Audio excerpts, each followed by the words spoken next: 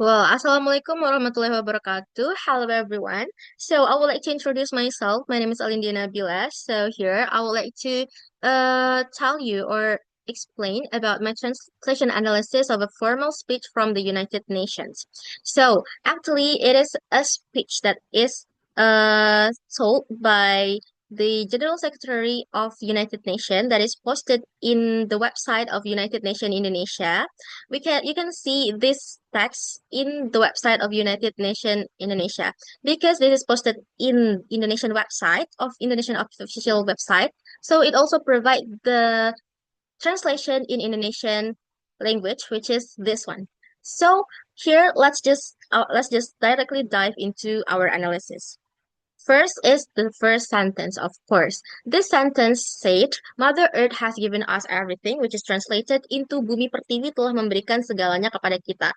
The translator translates Mother Earth as Bumi Pertiwi instead of the literal translation, which is Ibu Bumi.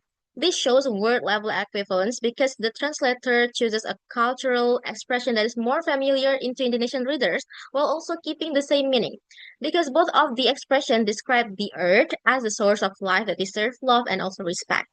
The first also keeps the personification metaphor, but it is adapted into a cultural metaphor that sounds more natural in Indonesian, which is Mother Earth is a personification metaphor and Bumi Pertiwi also a personification metaphor. Besides that, Bumi Pertiwi has a strong positive connotation because it is closely related to Indonesian culture and creates a feeling of respect and responsibility towards nature. In this sentence, in this translation, there is no significant translation shift because both of the source text and target text use a noun phrase with a similar structure and also grammatical. Well, next, let's go on to our next sentence. Here we have this sentence. The sentence uses several translation strategies to make the message clear and natural. The word reckless is translated into semena-mena instead of the literal translation, which is ceroboh. This creates a word level equivalence because it shows that the destruction made by the human is intentionally and irresponsible, not only careless, not only ceroboh, but it is intentionally, and we are irresponsible. So, semena-mena is more equivalence instead of ceroboh.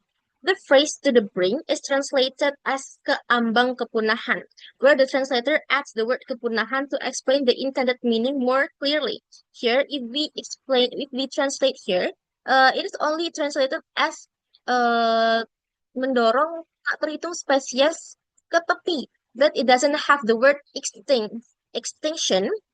But in the translation, the translator used the word kepunahan to explain or to explicitly uh, tell the meaning of the source text.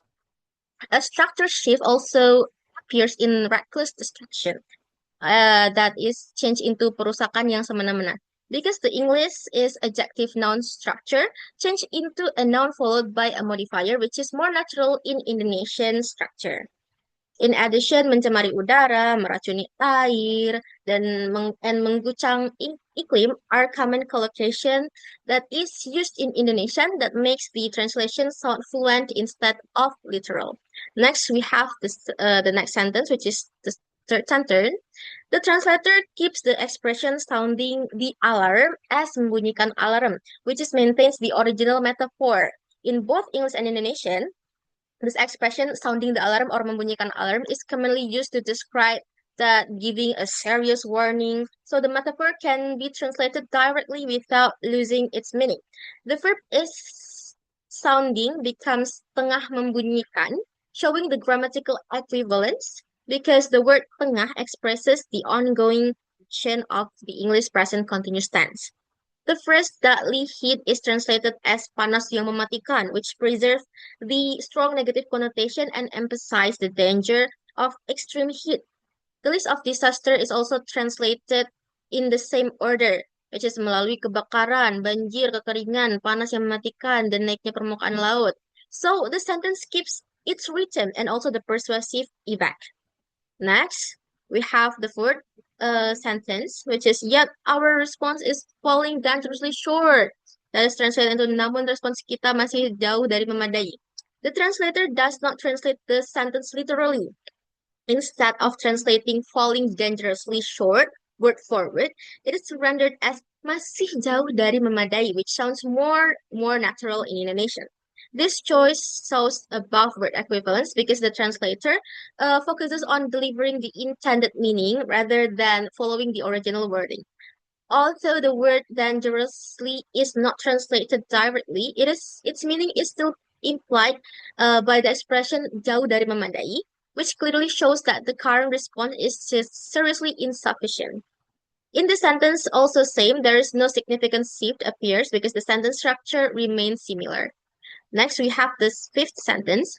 We have the solution. Kita memiliki solusinya.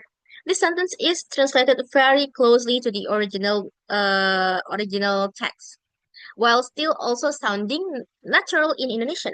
The plural noun solutions became solusinya, which is an example of an intra-system shift because English marks the noun as plural with the word with the alphabet S, while Indonesian does not need to show plurality in this context. Even without plural marker, which is banyak, if in Indonesian readers still understand that the sentence refers to many possible solutions. The translation achieves word level equivalence because the main meaning is fully preserved. Well, I think that's all of the five sentences that we already analyzed. How did the translator translates the text from the source text into the target language? Overall, the translation successfully delivers the main message from the original speech while also sounding natural in Indonesian. Because instead of translating the every word literally, the translator chooses expressions that are more suitable for Indonesian language and also culture. Most of the example shows successfully equivalence, especially at the word and also phrases level, because the meaning and purpose of the source text are well preserved. Some translation shifts, mainly structure shifts, are also used to make the sentences follow natural Indonesian grammar. In addition, the translator keeps important connotation, natural collocation, and metaphors, so the emotion and also the persuasive impact of the speech remains strong.